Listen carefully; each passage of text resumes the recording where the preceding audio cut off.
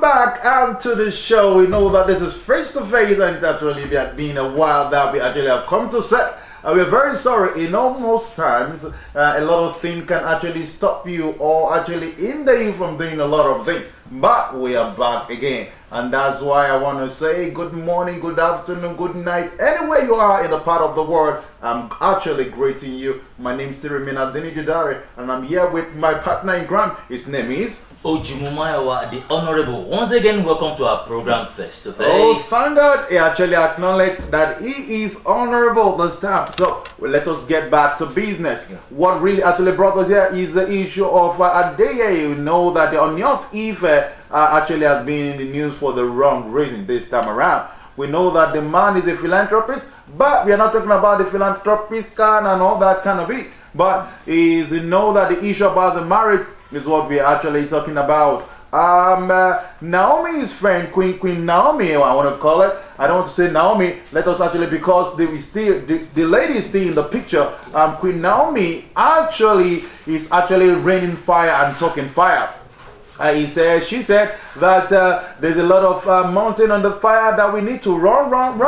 And we actually, let us start with this. We know that Adeye, King Ooni of Ife, actually married to Queen Naomi for a long time. Yeah. We know that what actually happened and the source of she giving birth to a child. And after that, the lot of queens, most of the queens that actually in the chamber actually are saying that King Adeye Ooni of Ife is actually making Naomi the favorite, because King Adeye always goes with Queen Naomi anywhere he goes. Now, things that happen. Yesterday, we actually saw that, and on Queen Naomi's Instagram page, she posted that she have divorced King of Ife, Ooni of Ife. And we want to actually look at that. We want to talk about what really have transpired, because even the Obas, I want to say, and the chiefs doesn't want to actually share the light and bring it open. But we actually know things to know what is happening about this issue. My great Olofofo, as I want to call it, Kemi lawyer, have actually come out to talk about that. We're going to take this one step to another, and from there we talked about Queen Ashley as well. All right, Afolashade, right? We are going to talk about that. All that we are going to bring it up, but we are going to start somewhere.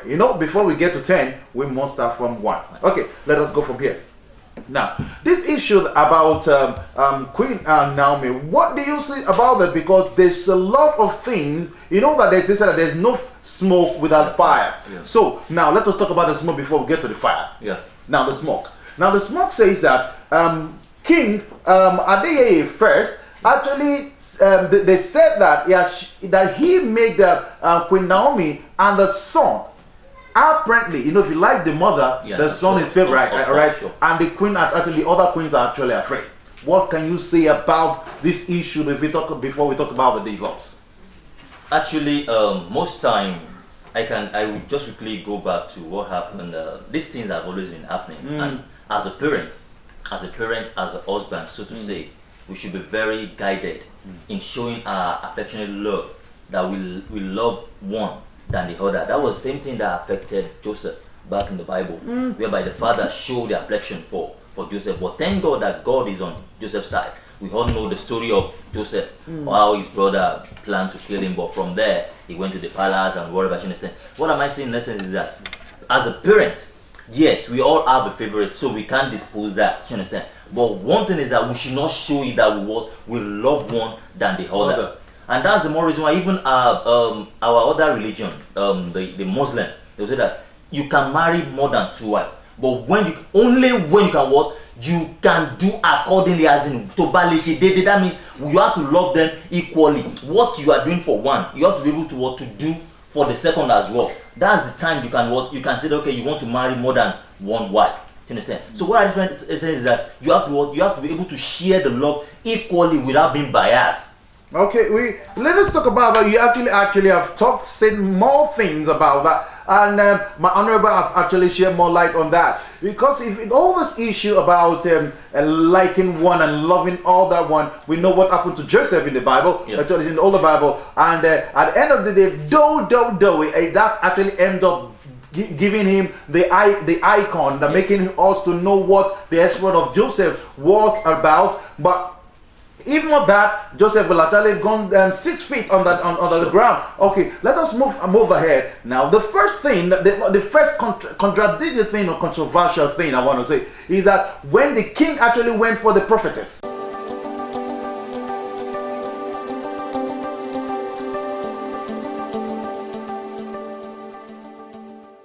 Now, and somebody said that what is the correlation between light and darkness? Though I'm not saying that the king is dark, but we know that they call it Isheshe, that is culture. And culture and religion, how can they marry together? Let us talk about that, because I think that this is part of the smoke we need to actually address on that. Can we quickly talk about that? Well, actually, it's just like when two religions are married each other, a Christian and a Muslim, you understand? So fine. Somehow, however, I think the Christian and the Muslim, they still have some things in common. In common, yes, you're right. Now, whereby there's nothing like the use of blood, maybe the blood of a cow, the blood of whatever, you understand? But this is a culture. This is Yoruba culture. It has to do with the king. It has to do with traditional house. I believe both of them, they didn't really look at that deep differences before they jump into marriage. Understand? And on the other hand as well, I believe Queen Naomi was carried away with the affection of love as well. She didn't really think about it that, oh, I'm a prophetess. She didn't really look at it that there's some things that are called for in the royal house. Not just a royal house, we are talking about the origin, the ancestral home for the Yoruba, which we know that a lot of cultural and traditional things are involved. You understand? So I think later when she now gets involved, you're like, I don't think I can do this anymore. I think that is where the issue is really coming from. And at the other end as well, I believe that maybe a lot of things have been going on at the back door, which we don't know. No, we don't know. But at all plus and minus, I believe that they didn't really look at the deep differences before they get into it. And at the same time, Queen Naomi being the favorite of Ooni of Ife, we know that they are all together everywhere, which means that every tradition, every ritual that Ooni of Ife have to carry or do, Naomi as well have to get involved. Okay, now let's just talk about, now we actually have said it. I think that there's a love, just like someone that have the same genotype, like that AS and AS seems to marry themselves. The doctor are actually going to tell them that they should actually look into it, because at the end of the day, there's a possibility that they're going to give birth to an SS. Right? But AA can actually marry themselves. But this is the issue. Both of them were carrying the love issue into their head. Okay, let us talk about that. That has got actually. Now, what is actually happening now is about the divorce issue. Right. Now, Queen Naomi actually, before now, the other queens have actually talked about how the favorite are, which I've talked about. And there's a possibility of being divorced. Queen Naomi is not that very, very experienced in marriage issue, right? She's just a young girl. I think that she's not up to 30.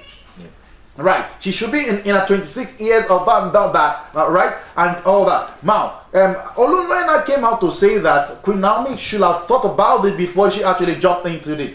We should know that we know almost all the Yoruba kings have more than one wife. All right, exactly. And you should know that this is a polygamous kind of thing, that she did not actually thought about it.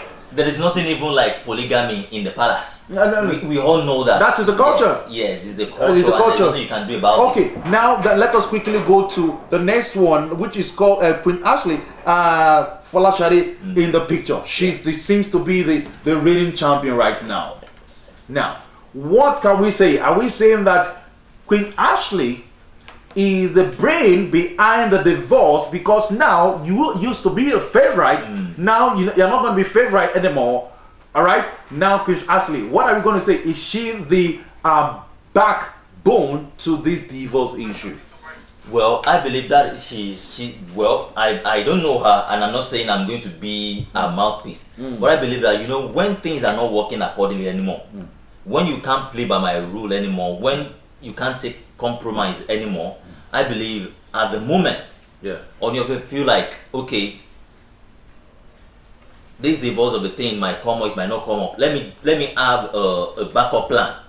So I believe the backup plan is is Queen Ashley. So okay, that's it. Now, before we're actually going to wind up, and the chiefs in the house, they're actually looking for the puzzle, how to solve the puzzle right away. And I think that maybe before tomorrow on the next episode, we will actually get the answer to this puzzle. Maybe the king or the queen want to actually kill that so that everything with that, and they're trying to solve the issue in the palace, and the chiefs are saying that nothing is happening. Some of them are saying that they are trying to solve issue, and a lot of things has come out that saying that somebody is infidel or not infidel in that issue, in that context. And I think that we are going to solve that issue here. I think that we're actually finding peace in the palace.